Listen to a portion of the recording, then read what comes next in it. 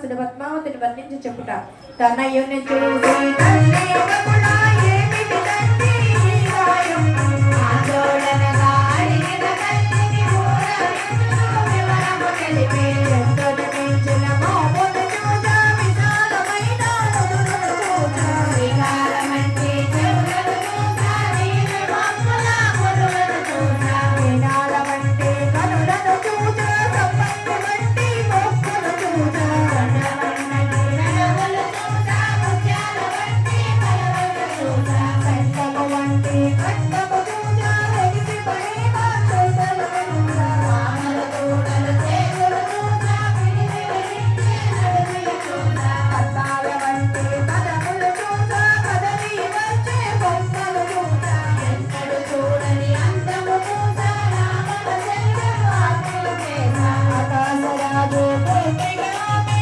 పద్మావతి అని పేరు కలది ఆకడుకుంటూ నాకు వెళ్ళి వెంకటేశుని చరితము వింటే ఒకడో మాత శ్రీనివాసునితో రాజులతోటి వెయ్యమంతగా సిరి సంపదలే లేని వారము పిల్లను అడగా వెళ్ళానంటే దూరాలని పంపెదరు వెంకటేశుని చరితము వింటే మన సోదమ్మ వచ్చారండి భాగ్య గారు ఈలోపు రెడీ అయ్యండి వెళ్ళండి ఎవరో ఒకరు వెళ్ళండి సపోర్ట్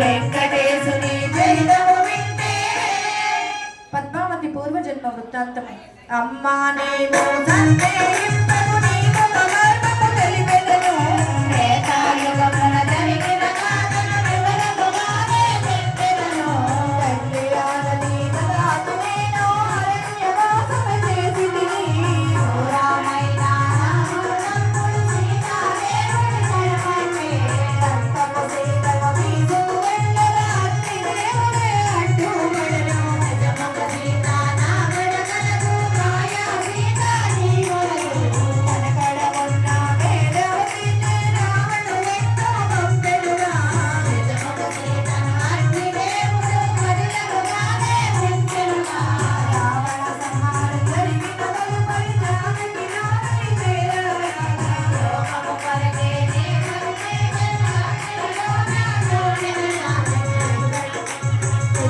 సీతను నాదరి చేసి అగ్నిదేవుడే మరుమడిగే వేదావతినే మరినే మాడి ఆమె కోకెలో మీకెలు తండ్రి కలియుగ బంధుల వేదావతియే పద్మావతిగా జన్మించు శ్రీనివాసుని నీవే వచ్చి కరిణయ మారుతి నిత్యముగా అప్పుడు నేను ఇచ్చిన వరమై సఫలము చేయగనే వచ్చితిని మా కళ్యాణము చేయుము తల్లి సందేహింపగ వెళ్ళి రమ్ము వెంకటేశుని చరితము వింటే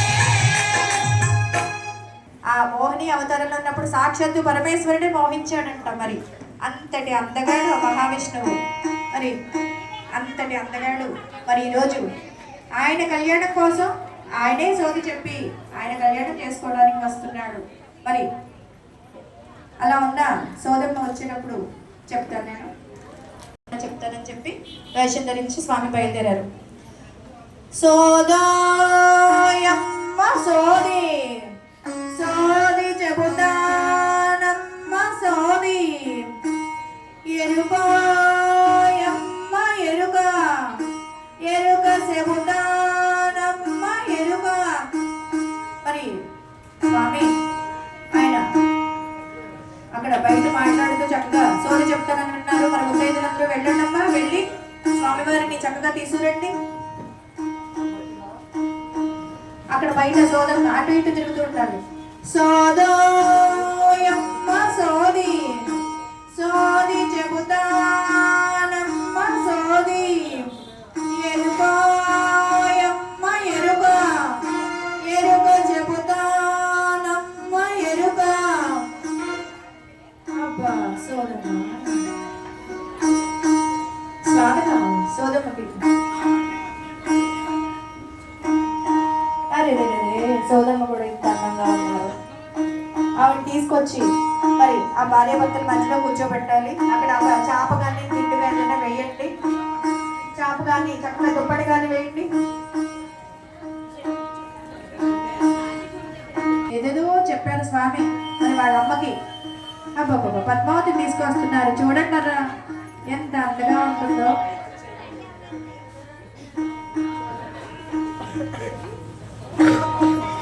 మరి ఎరుకల సార్ ఎలా ఉందో ఒకసారి చెప్తాను. పద్మావతి దేవిని తీసుకొచ్చి అక్కడ వేశారా? వాళ్ళిద్దరికి సరిపోవాలి కూర్చోవడానికి. మరి మీ మధ్యలో వేసుకున్నారు. కొంచెం ఎదురుకి జరపండి. తను సాగా నప్పి తన మనసున సంకల్పము చేసి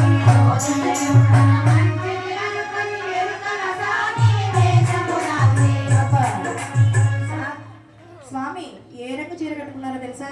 చెంగావి రంగు చీరను కట్టి చక్కటి చొక్కల రవికను తొడిగి నల్లని పురులను కొప్పగా చుట్టి కొప్పులిన్న పువ్వులు తొడిగి ఎర్రని కుంకుమ బొట్టులు పెట్టి నల్లని కాటుక నాటుకొనింది అత్తా బొట్టును చక్కగా పొడిచి పూసలంట మెడలో దాచి రంగుల గాజులు చేతికి తొడిగి కళ్ళు గడియాలు కాళ్ళను పెట్టి ఎదురు బొట్టను సంకట పెట్టి చిన్న కళ్ళను చేతులు కట్టి అద్దములో తన అందము చూసి ముసి ముసి నవ్వులు నవ్వుకొచ్చు సోని చెంగున మనసు స్వామి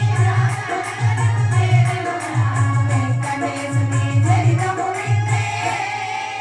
అబ్బా స్వామి ముసి ముసి నవ్వులు నవ్వుకుంటూ ఉన్నారంట. చెంగావి రంగు చీర కట్టారంటండి. అబ్బబ్బా చక్కని కుంకుమ నుదుటికి పెట్టి కాటుకు పెట్టుకొని చక్కని గాజులు తొడిగి అబ్బబ్బా ఎంత అందంగా తయారీ వచ్చారండి. స్వామిని తీసుకొచ్చారు. కూర్చోబెట్టండి అమ్మా.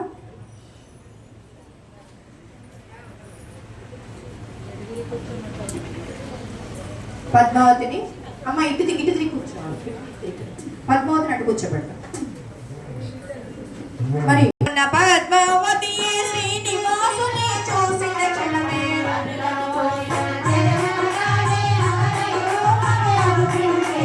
ఎంతటి అందమైన వాడో మరపురాని మన్మథుడు శ్యాముడు వాడు నామది నిందగా నిలిచినాడు నిరతమోదని తలపులలోనే నామది కలవర పొలసినగా తల్లి తండ్రిగా చెప్పగలేను ఆటలు పాటలు అన్ని మరచి తిండి తినదు నిద్రపోదు తమ స్వామిని ధ్యానములోనే బిడ్డను చూచి దిగులు చెంది వ్యాధి అనుకుని ధరణి దేవి వైద్యులు ఎందరో చూపించే సాయకులనే కట్టించే. అమ్మా ఆ పెళ్లి కూతురు పక్కన కూర్చున్న వాడు ధరణి దేవి బిడ్డను చూసి దిగులు చెంది వ్యాధి అనుకుని ధరణి దేవి వైద్యులు ఎందరో చూపించేను సాయకులనే కట్టించే.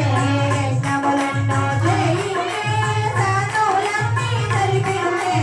ఎన్ని చేసినా ఫలితము లేక తల్లి తండ్రి దుఃఖముచే.